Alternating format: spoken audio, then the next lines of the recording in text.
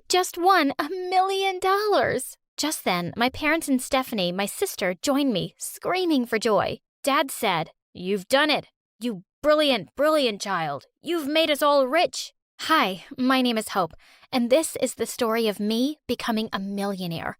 Little did I know, the minute I got that check would change my life forever. When we received the money, our parents moved to a gorgeous mansion, and I officially became their favorite child. One person wasn't happy about all of this, though. Stephanie, my sister, a famous influencer on Instagram. It was like the minute I got rich, she made a pact with the devil to destroy my life. One day, as Mom ordered our new chef to make me a special breakfast, the butler came in with the mail and said there were flowers for someone. Stephanie, who was working on her newest vlog, quickly snatched them, saying they must be from one of her fans. Okay, guys, this morning there were flowers in the mail for me again.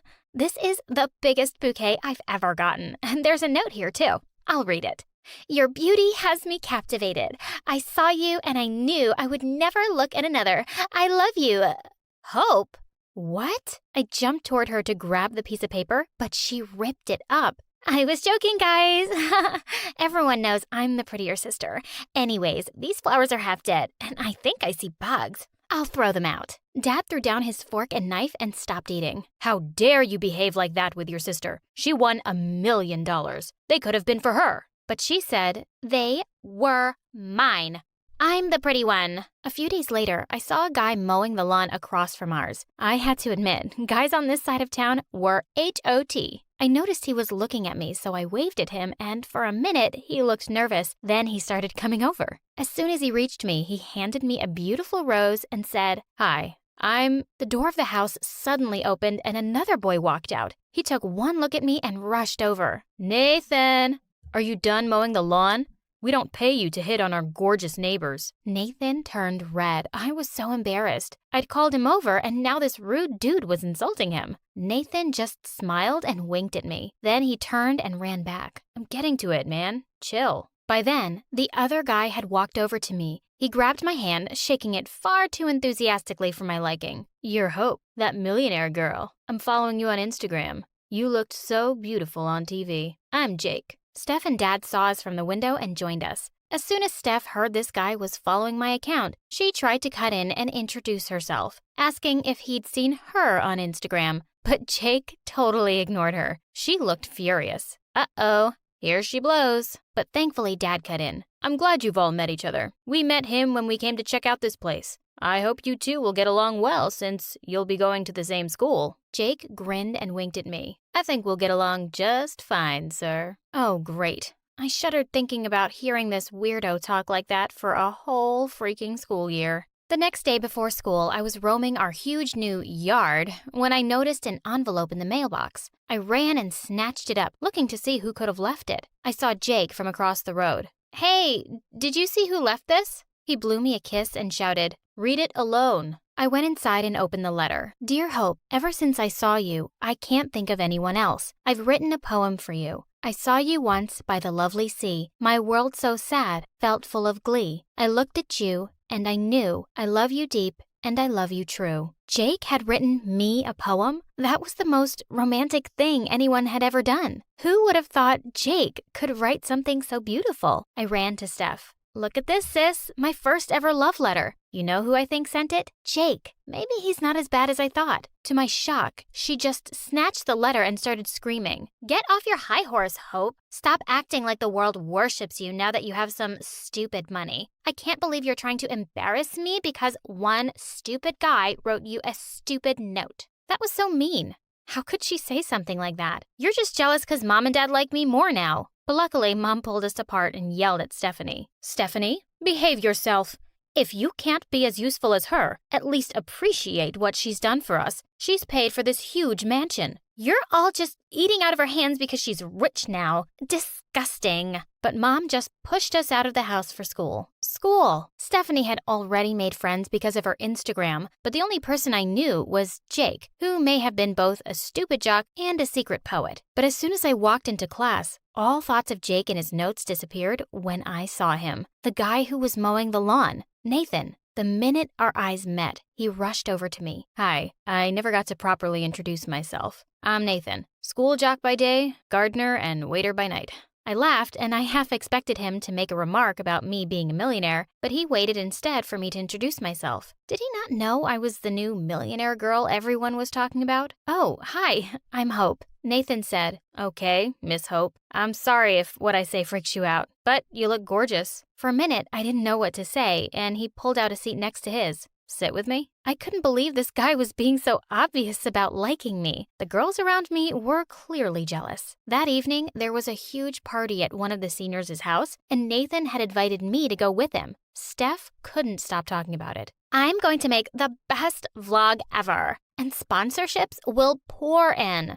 Just as we were about to leave, Mom jumped in. "And just where do you think you're going?" Stephanie said. "Ugh, Mom, the party. Now let's go. I've got a vlog to make." Mom looked mad and said she couldn't go. "Those peanuts you make from Instagram aren't worth anything now. Go upstairs and study." Then she turned to me and said, "Have fun, sweetie. We won't wait up for you." I felt bad for Steph. I would have helped her out, but just then, a car honked outside. Nathan was here to pick me up. At the party, girls kept swarming up to Nathan like bees to honey. But then again, he was eye candy. Suddenly, he put his arms around me and asked me to dance with him. Luckily enough, the music turned slow and Nathan and I were gliding around the room while everyone stared at us. "Hope, I have to tell you something." My heart hammered in my chest. This was it. The moment I'd been waiting for since I first saw him. But out of nowhere, a pair of strong hands pulled me away from Nathan. Jake said, "Babe, I've been looking everywhere for you. Dance with me." Oh my God, Jake? Did he seriously pull me away from Nathan when he was about to ask me out? I wanted to kill him. I pushed him away and said I'd catch up with him later. I went looking for Nathan, but it was like every guy in the school decided to ask me to dance just then. I had to practically yell that I wasn't interested and made my way through the crowd looking for Nathan. He didn't leave, did he? But then I saw him. Except he was dancing with another girl. No! I ran over to him, but when I saw who he was dancing with, I almost passed out. "Stephanie."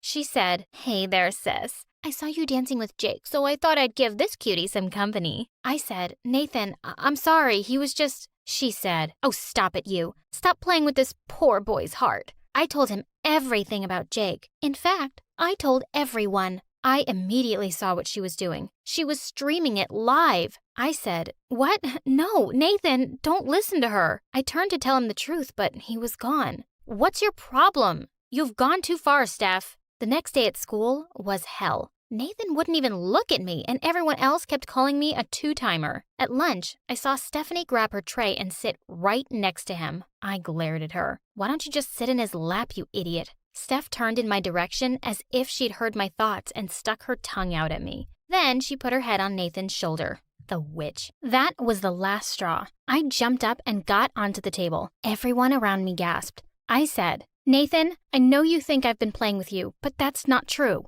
The truth is, I really like you. And if I didn't, would I be standing in the middle of the cafeteria asking you this? Will you please be my boyfriend?" For a few seconds, no one moved. But then suddenly, everyone started cheering and telling him to say yes. Someone even shouted, "You gotta go easy on her, man. She's gorgeous." I turned to Nathan, hopeful, but he just pushed Stephanie away and rushed out. I was devastated. To make matters worse, Jake came up to me and said, "He's just the poor gardener anyway. You should date me. I'm rich like you, my millionaire babe." I was so mad at him. It was all his fault Nathan hated me. I pushed Jake and turned to run home, only to bump right into Nathan. He was smiling at me. I said, "Nathan, I thought you'd never talk to me again." He said, "And never hear that sweet voice again? I just had to get something."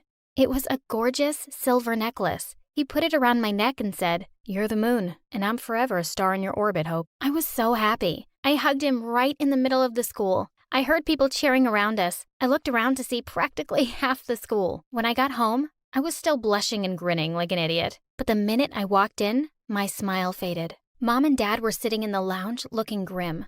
As soon as I entered, Mom jumped up and started to cry. Mom said, "How could you do this to us, Hope? Falling for a poor homeless boy. He'll run away with all of it. He'll ruin us." For a minute, I had no idea what she was talking about.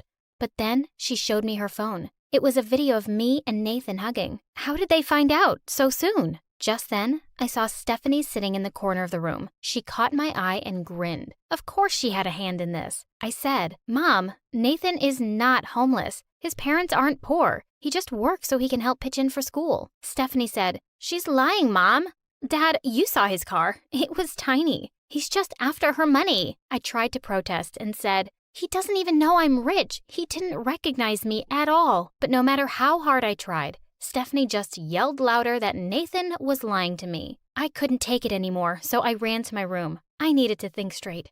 I felt like I was a character in one of the videos from my favorite YouTube channel, My Story Animated, my experience with dating a billionaire girlfriend. But there was no way Nathan was lying to steal my money, was he? The very next day after school, he slipped a note into my hand. The envelope read, "Follow this heart. It'll bring you mine." Then he took me to his favorite spot in the city, and sitting next to him, I couldn't care less about what Mom and Dad said. Nathan really cared about me. Somehow, we would make it work. As we came back, Nathan said we would visit his mom before he took me home. "She's been really ill. Dad and I were really worried for months, but I've managed to finally get my hands on the money I needed for her treatment. You're like a good luck charm for me." I blushed hearing that. How could someone be so handsome and still be so sweet? Answer, they can't. As soon as we pulled into his driveway, everything changed. There seemed to be a crowd outside his house.